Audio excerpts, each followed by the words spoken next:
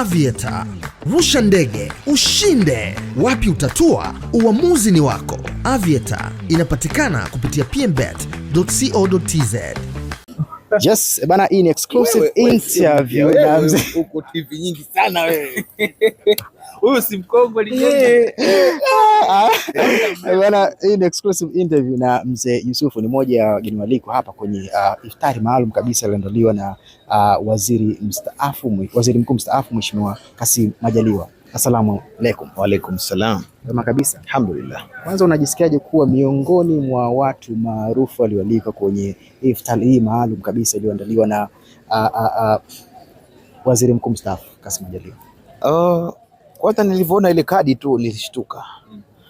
Alafu nikasema alhamdulillah, si jambo dogo, ni jambo kubwa sana, kwa sababu unakuwa miongoni na wale maarufu wenzio, au na wewe hata kama si maarufu wewe utakuwa maarufu. Ni jambo kubwa sana. Kila mtu anamfahamu kwa maybe kwa yale ambayo anayafanya ama kwa ukaribu ambao anao. Nilipenda nifahamu wewe mzee Yusufu, waziri mstaafu, unamfahamu vipi ama unamjua vipi? Anamjua kama ni kiongozi wetu, ni kiongozi wa muda mrefu, mpaka amekuja kupata nafasi za juu zaidi, na namuombea awe zaidi kiongozi baadaye, madamu kastaafu waziri mkuu, awe rais tena baadaye, ampokee mama kijiti baadaye, sio vibaya. Jambo zuri, mimi namuombea yeye dua, kama atakuwa na mawazo hayo, maana pengine hana, lakini mimi naona bado anatufaa, bado ana nguvu. Naona kijana tu, si mtu ambaye amechoka. Ulishawahi kutamani kuwa kiongozi ama kugombea nyadhifa yoyote ile serikalini? Natamani kuwa rais wa nchi sana, natamani sana. Unatamani kuwa rais wa nchi? Yeah. Aidha Zanzibar, aidha hapa. Yeah. One day nikipata degree yangu tu, nipe mpaka 2028 nitafute, nikiwa na degree mkononi nitajaribu kugombea nafasi ya uongozi katika nafasi nchi yetu. Yeah. Ndoto ya kuwa rais ni ndoto ya muda gani ambayo? Hii miaka, yani na yote kila wakati na yote.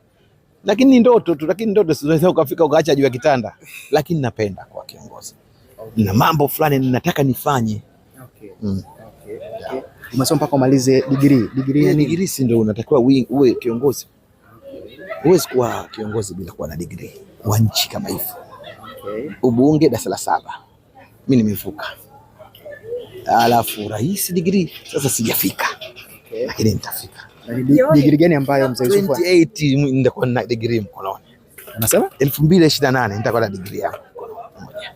Degree ya nini? Utajua wewe sasa, kwani wengine unataka mpaka ujue hata kama ya kilimo, lakini degree. Okay.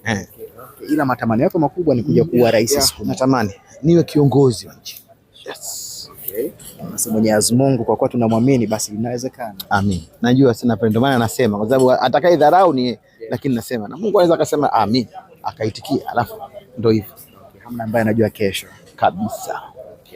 Sawa. Wewe kuna watu wamekuwa wakubwa hapa. Mimi nilikuwa mtu wa kutupwa tu kwetu chini huko. Ni mtu wa hali ya chini, nimenyanyuka leo. Si mchezo. Kwa hiyo mimi na imani sitoshindwa. Kuona kama sikupata huo rais takuwa na nafasi kubwa katika nchi hii. Kweli mpaka hapa ambako tumesimama leo, hiyo nafasi unaweza kuipata. Amin. Mungu ni huyu kabisa. Okay. Sawa. Ni kitu gani kikubwa ikitokea ukawa rais kwenye mambo ya sanaa haya utayabadilisha? Kwanza hizo silaha za vita. Hizo silaha za vita siwezi, na mipango kabambe. Kwanza nina muda mrefu, maana kama sikuwa rais nitampa rais yule aliyekuwepo muda ule ambao ninataka mimi. Unaona, nitampa nafasi, pengine nitakwenda bungeni kuambia rais wetu fanya hiki.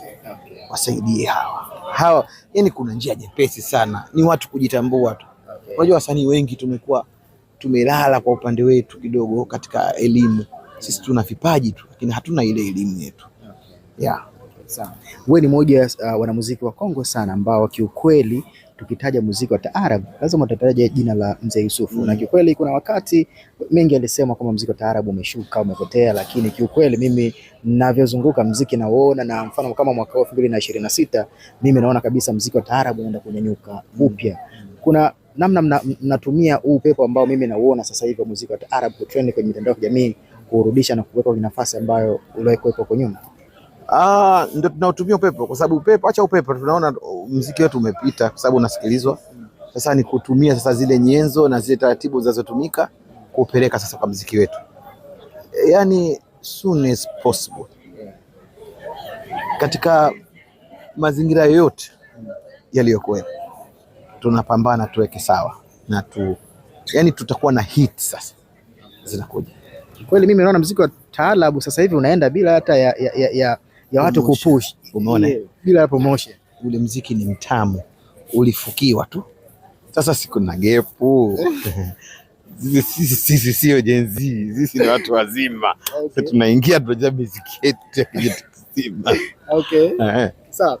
Nilisikiliza wimbo mpya wa Diamond ulivyotoka, huu Changanya Tende na Haru. Nikaona baadhi ya watu wanakutagi sana, wanasema Mzee Yusuf pale akiingia alafu akapiga ile Changanya Tende na kuna namna labda mmeshaongea na Diamond mfanye remix na nini?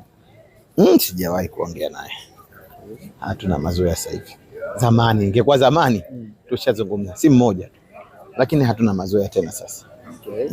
Hamna mazoea ukimaanisha kuna mambo yalitokea. Zamani tulikuwa tunaongea sasa baada ya circumstances tu za maisha, nadhani ndio hakuna ile ukaribu tena. Kwa hiyo sijawahi kumsikia akasema au akaniambia hata kwa message, hajawahi. Kwa hiyo sijawahi kufikiria hicho kitu. Naona watu wananirushia ile, ninasema safi vizuri, safi vizuri, hamna shida. Okay. Lakini ikija tutaifanyia kazi. Okay. Na kama haikuja vile vile hatutaitafuta. Kwa maana inakuwa si yako, hayakuna sio kuhusu. Kwa sunna ya Mtume Muhammad sallallahu alaihi wasallam anasema jambo jema na zuri kuacha mambo yasiyo kuhusu. Okay. Kuna namna labda ulikaa nyumbani baada ya kuona watu wanakutagi sana upo Instagram wakijaribu kuwashow. Nilisikiliza, ilibidi nisikize kwa nini wameniweka mimi. Kwa hiyo nikasikiliza, nikasema ni kweli. Hata kuna nyimbo yangu mpya nilifanya leo, sasa nikasema umeona hii, kweli huyu jamaa ananisikiliza sana. Nikawa nasikiliza nyimbo zangu kweli, nikasema huyu dogo ananisikiliza sio. Nikasema basi kwanza nitampa challenge ya nyimbo yangu mpya. Akakupigia akasema ananisikiliza sana, naonekana nimemuelewa. Mimi nilikuwa naona kwa nini nikasema hivi, huyu ananijuaje? Lakini nikasikiza nyimbo zangu. Hata wapigaji wakaniambia umesikia hiyo kipande chako? Nikasema kweli kama hiki hizi ile nini unajua inapiga japo si nzuri maana ikaifanya kama ya mwanamke sio, lakini kama menoga. Kwanza nipigie kwanza aliponipigia hiyo Changanya Tende na hapana, siwezi kuimba, siwezi kuimba. Hautaamini. Okay. Nitakuimbia out of hii. Okay. Lakini sitakuimbia hapa kwenye kamera. Utasikia. Kuna namna Mzee Yusuf imefika wakati labda anamhitaji msanii wa muziki wa Bongo Flava aweze kufanya naye kazi ili tu kuweza kuboost fulani. Sitaki kuboostiwa, mimi tayari ni booster. Mimi hata nisitoe nyimbo. Mimi sijatoa nyimbo hit muda, lakini bado ni hit. Mimi mwenyewe ni hit. So sihitaji mtu anibebe mimi. Mimi nani ananibeba? Hivi unanibeba kwa nini? Mimi niko vizuri tu. Unajua ndio ile kwamba watu wanasema hivi, mimi kuna grupu langu kubwa linanitambua vizuri. Na mimi nimeshangaa watu wanasema vijana hawasikizi muziki. Napiga show wanakuja vijana wanajisnap kichizi, mpaka najiuliza wanasema hakuna hawa nani?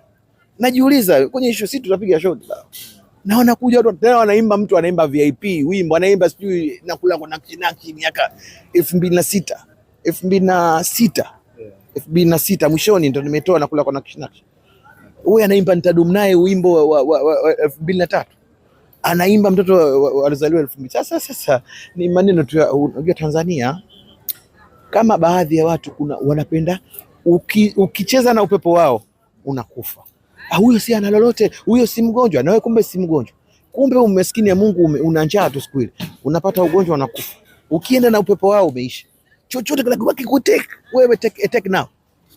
Wametake wewe kuwa aggressive kukaba.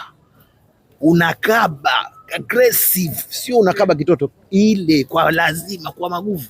Basi utakamatana nao, mpira tabua filimbi, hakuna goli. Na ubabe wako. Kwa hiyo watu tu wanapenda kufanya vitu viwe, mtu anaweza kaja akakukomentia kitu. Huyo sikafanya kitu fulani, ukienda na lile tumeisha. Lakini kuna vitu navyopuuza.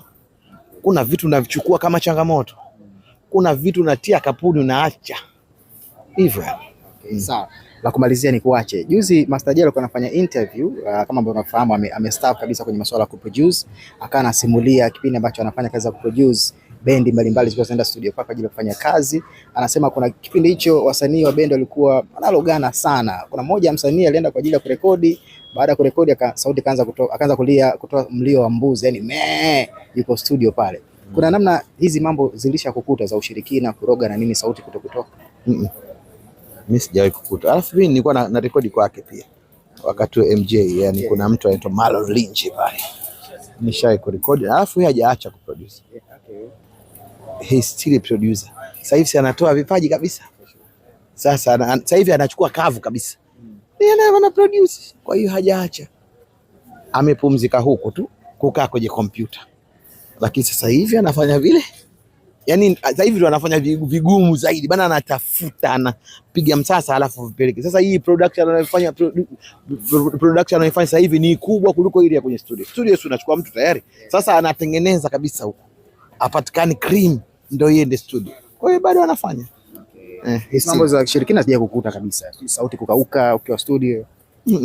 Mimi sija kukutana na hiyo issue. Kama mimi hata mimi Master J anapenda kuchekesha. Mimi sijui kama kweli, sasa sijamuona, lakini Master J unajua anapenda kuchekesha. Alisema kabisa mtu akaanza kulia kama mbuzi studio. Aongo, anachekesha. Si kweli. Basi nikushukuru time yako brother. Lakini pia la kumalizia, inabidi kuna mashabiki sasa hivi wanakutazama, wanasema lini sasa Mzee Yusuf upepo ndio huu vijana? Baada ya sikukuu, nadhani ndani ya siku 4 za ndani ya sikukuu zile naachia kazi. So soon kazi mpya zinakuja, back to back. Kitoka wiki 3 kitu. Nataka ni hii miezi 6 mpaka mwezi wa 6 hapa ni uchafuo mji kidogo kwa taarabu mpya. Asante, basi kawe heri. Amin.